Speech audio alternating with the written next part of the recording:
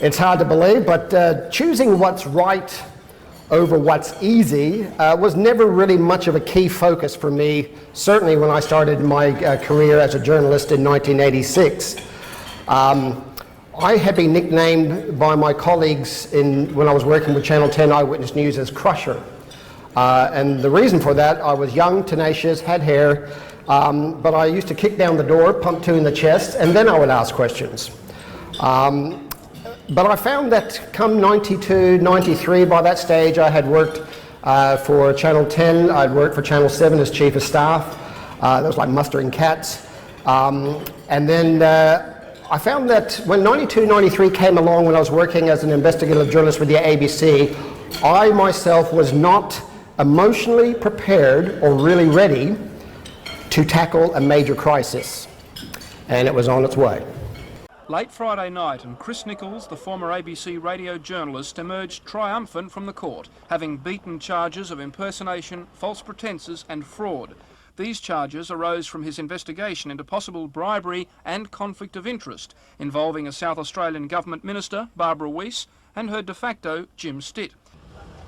The police questioning took place behind closed doors, despite an ever-present and picture-hungry media. They were acting on information and a complaint made. Reporter Chris Nicholls is appealing a 4-month prison term for contempt of court. Yesterday, after being brought into the city from Yatala Labor Prison, Nicholls was led from the Sir Samuel Way building, where no court was available, and relatives of Chris Nicholls. Just after 10 o'clock this morning, the former ABC journalist was free after doing time in South Australia's highest security prison. So yeah, some 28 years later, they still write about me. It's often in the issues of media ethics, in law journals. Should a journalist protect their source or not? What are the obligations and rights of a journalist and the protection of a democratic society? So I suppose the issue was really, for me at the time, I had a fascination with poker machines, not that I played them, but there was a lot of interest at the time. In 1992, when the legislation was first being mooted, the government of the day was very keen to have poker machines. There was a lot of money in tax revenue, and still is.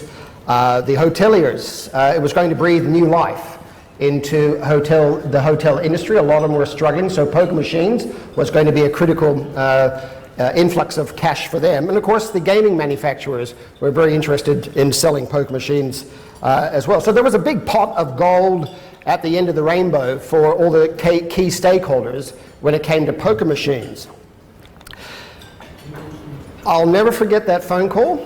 It was morning. I was sitting at my desk in the ABC when the ABC receptionist put the call through and said, "There's a guy on the line who wants to have a chat to you about poker machines." And I said, "Well, who is it?" And she said that he's not going to give his name. So I knew from that moment that it was going to be one of those anonymous sources. And of course, I said, "Well, look, put him through." And this guy said, "You Chris Nicholls?" I said, "Yes." And he said, "I hear that you've been following this whole issue about the poker machine legislation that's being about the land and state parliament." And I said, "Yes." And he said, "Well, I can tell you there's some funny things that are going on behind the scenes with this legislation." And I said, "Like what?" And he said, "Well, I can give you evidence that money's changing hands between the poker machine industry and a senior cabinet minister." And I said, "Well, how on earth are you going to be able to do that?" And he said, "Bank records." Well, they say in investigative journalism, if you want to find the truth, you follow the money trail. And the moment he said bank records, I thought, this is going to be interesting. I didn't know what was to come. But of course he said, "No more. Nothing else is going to happen until you give me an undertaking that you're going to protect me and my identity." And I just said, "Of course. Yeah, that's what you do as a journalist." It was one of the codes of ethics. You don't disclose your source. And the reason why you don't is because people won't come forward with information. So I just flippantly said, "Yes, of course, not a problem." So we had a meeting, and there's a lot of extensive collaboration that went with ABC Legal at the time. We looked over all the records. Weeks went by. There was a lot of editing of what was going to happen, what was not going to happen. But eventually, my news editor at the time, he said, Chris, he said, it's time for you to go and talk to the minister and give her the right of reply before you put the allegations forward. So we did. We went late one night to Parliament House. I think it was after a sitting. It was very early hours of the morning. And she was there with her lawyer. And I had a colleague with me, and I sat down and we went through the records. And I started talking about her involvement in the poker machine industry. And she was very proactive, but she was very nervous as well. And I got to the smoking gun part, and I said, so, what's your relationship with the poker machine industry? And she said, what do you mean by that? And I said, well, how do you explain these? And I pulled out the bank records, which showed money being deposited into a joint account between herself and a poker machine lobbyist, which just happened to be her de facto partner, Jim Stitt. You could have cut the air with a knife. That meeting didn't last very long after that. But of course, the next morning we ran the story and it made its way across throughout the country on the ABC 7:30 report across all the net stations. And you can imagine, of course, it worked its way into the opposition in Parliament as well. And they were baying for her scalp. There was no denying that money had changed hands. What occurred after that was that within the space of a very short 48 hours, the government decided, let's divert attention away from the real issue, and let's shoot the messenger. And they did. They took a squad from the major crime that was working on an abduction case of a young girl, and they gave very explicit instructions that you were going to pursue this case. Which some of the officers weren't real keen about because they knew that there was a lot of politics behind it, but they did. And they turned up at the ABC, they raided the offices, they went through, and of course, if you raid the offices of a newsroom, you're going to be the subject of cameras and microphones and all sorts of things. But I got to a point where my news editor at the time was feeling the heat from Canberra and from Ultimo in Sydney, where the managing director of the ABC gave an ultimatum. Apparently there had been a few complaints from the government of the day saying that they didn't like me and my dogged pursuit of the bank records. And so I was given an ultimatum, and the ultimatum was, Chris, if you go quietly, we will pay your legal bills. If you choose not to go quietly, you're on your own. I was in my early 30s, naive, I suppose, in many respects, quite shocked. I don't think it would happen today, and certainly I wouldn't have acquiesced so quietly, I suppose, in today's climate. But I remember sitting home with my wife at the time and thinking to myself, I don't know how we're going to cope with this. I had just lobbed. I thought I had chosen what was the right thing to do, and that was expose this issue.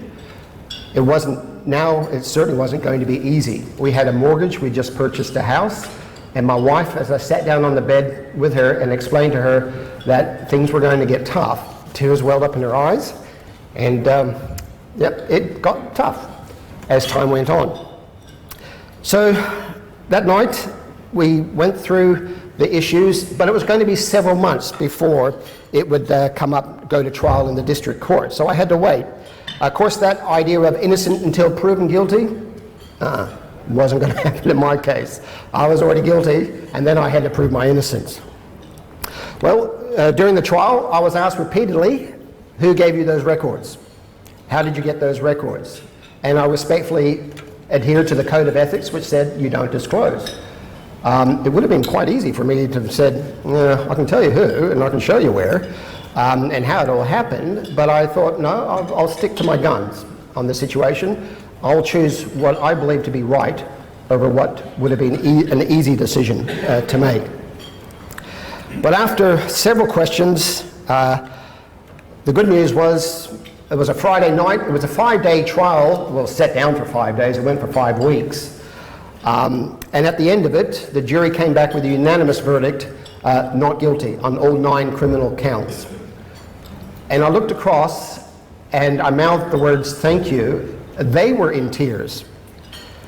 And I thought, well, this is just amazing. So we walked outside, my wife and I put my thumbs up, as you can see in the picture there. And I had a phone call. That was the Friday night, and on the Saturday, I had a phone call from my lawyers. And they said, Chris, that picture of you with your thumbs up in the paper, probably shouldn't have done that. And I said, why? And they said, well, because they're pretty upset that you got off on the criminal charges. You're back in court again on Monday. And I said, what for? And they said, this time they're going for contempt. And they said, don't worry about it. It's all good. Contempt. They said, most people, Darren Hinch did the Funny Farm for 14 days. You know, there's another journalist who may have had a week. So they said, worst case scenario, in this situation, you'll probably get a slap on the wrist with a fine. You may get a suspended sentence, but most likely it'll be community service. So I went there, my wife and I went there on the Monday. We thought, not a problem. We'll get through this. So we didn't even prepare for the kids to be picked up.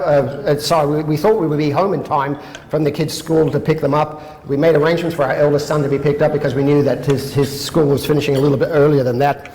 But of course, as I sat down in the court, I found that it wasn't quite going according to plan, because during the course of that contempt court proceedings on the Monday, the senior prosecutor burst in through the back of the court, walked straight up to the judge's bench. I didn't think you could do that, and said, "You, me, we're out in chambers." And I thought, well, that's pretty game. And so they all went off into the chambers with my lawyers in tow.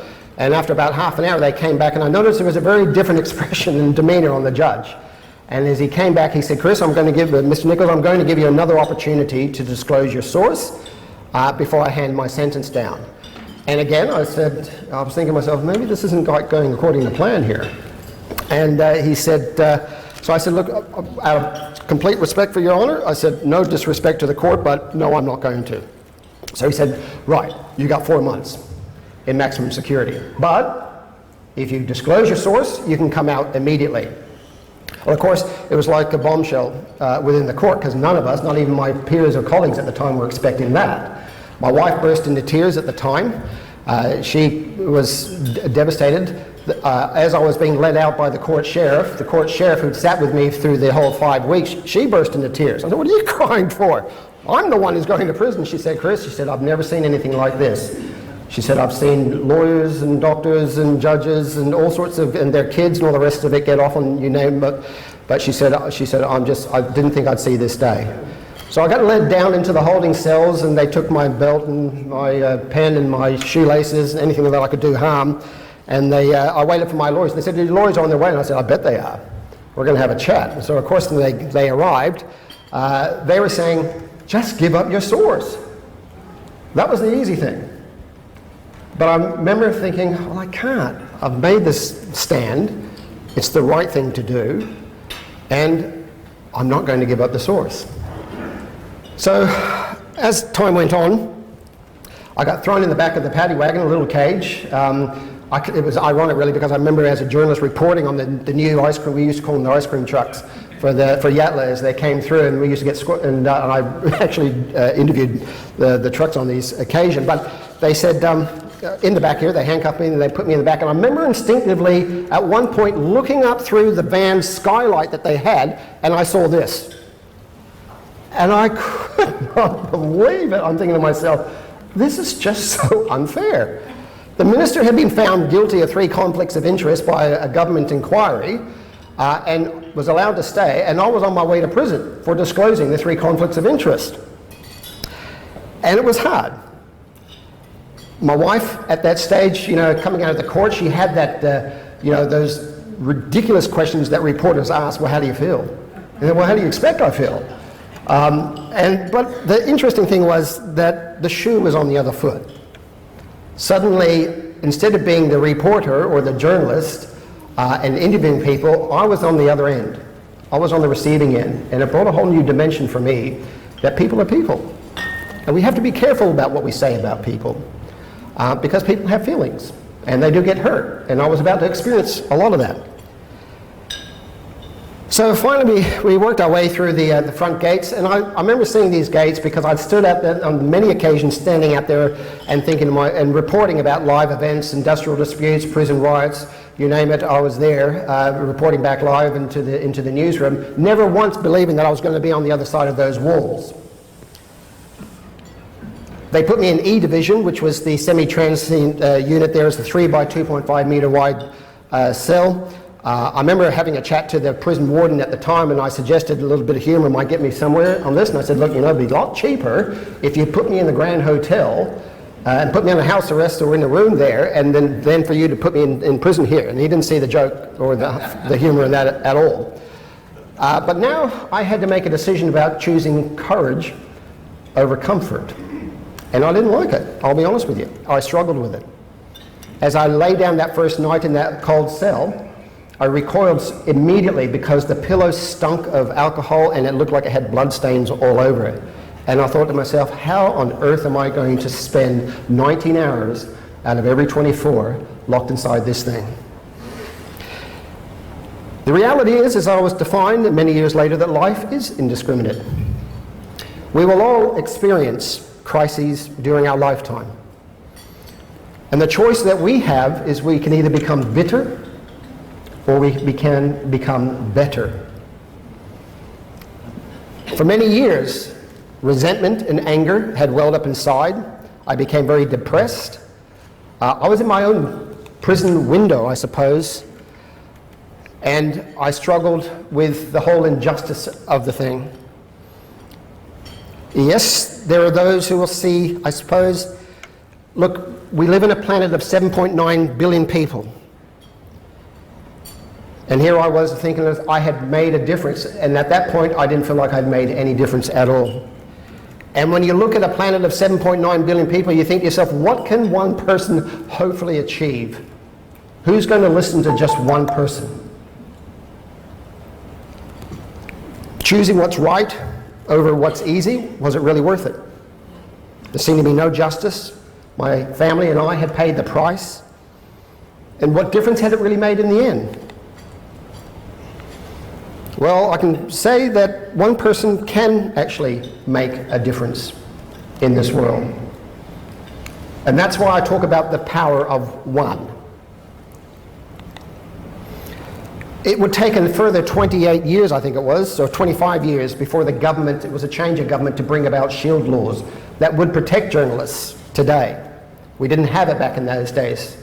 But today we do have shield laws. We're not there yet, but it's a step in the right direction.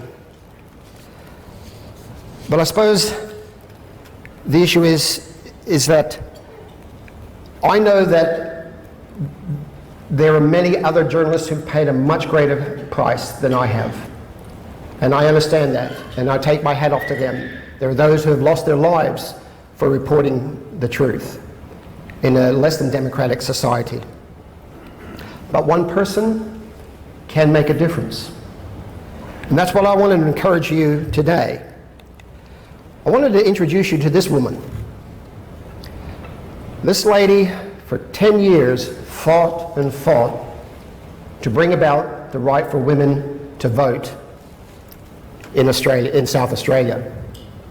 3 attempts failed over that 10-year period. And they weren't very nice to her, the press at the time. The male establishment was not very inviting of the idea of women having a right to vote and stand for Parliament. Well, on the 18th of December 1984, the Australian Parliament passed the Constitutional Amendment Adult Suffrage Bill. Her name is Elizabeth Webb Nicholls. And my great-grandmother challenged the belief that women of her day were not emotionally or intellectually incapable of properly participating in politics. That, I suppose, that vote that happened in 1894 became the first constituent or the first political or parliament in the world to pass laws that would allow women to stand for Parliament. Our decision to act with integrity applies equally in all walks of our lives, be it home, work, caring for those less fortunate, even the homeless, our most vulnerable people, those with a disability. And as you may discover in my book, Whistling in the Dark, I do not stand before you as the last bastion of honesty and integrity. I have made my mistakes. And I thank God that they put erasers on the ends of pencils, because you don't have to scratch the surface too far to realize that I'm a mere mortal, and I've made my mistakes as well. Each of us, regardless of race, gender, age, beliefs, we can choose to learn from life's challenges and crises that we will face. We have the choice in facing our crisis of becoming either bitter or better. We can choose to languish, or we can choose to learn.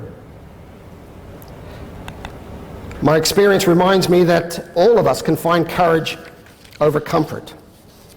And whilst it is hard to see at the time, I now see my imprisonment and what occurred to me as a worthy cause in developing in myself character and strength to achieve extraordinary things in the future. With public trust in our political and business leaders at an all-time low, and certainly with the COVID pandemic that we face now, our world cries out for ordinary people to fashion themselves to leaders who are prepared to stand for a worthy cause and to help others to achieve the same, whatever the crisis we face.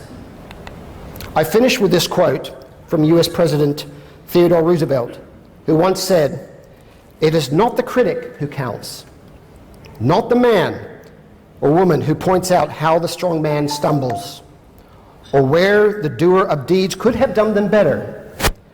The credit belongs to the man or woman who is actually in the arena, whose face is marred by dust and sweat and blood." Thank you for your time.